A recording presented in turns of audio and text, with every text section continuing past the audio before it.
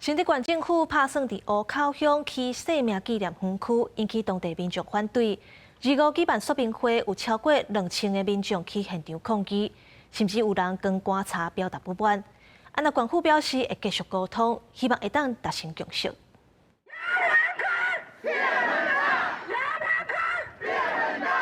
现场超过2000人也抗议牌啊，主要目的就是要反对生命园区起伫湖口。抗议民众讲，根据2021年的数据，新竹县原本民间所属的殡葬园区，逐年就会当处理17000外件。以新竹县一年的死亡人数约4000人，根本无需要搁再升起。我不希望未来从台北往南走，看到了灵骨塔，看到了烟囱，看到了火葬场，就知道我胡同乡到了。我不愿意，你们愿意吗？在火葬场预定地附近，有学童将近3000名以上，这些都是每个家长心目中的宝贝。这些孩子都还没有长大。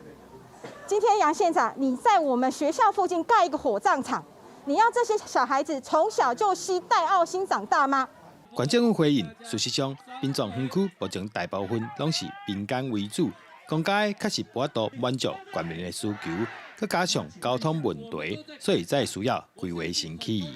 其实，在这个竹东的镇立这个生命园区，它其实是在量能上面可能是没有办法来符合全县民的需求，所以基本上呢，还有包括一些交通问题的考量等等，所以于是我们为了以这个全县的这个福祉为出发点的时候，所以才会去做这样子的一个规划。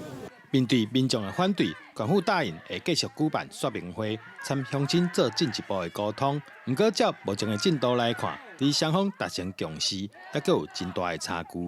记者杜君和新竹报道。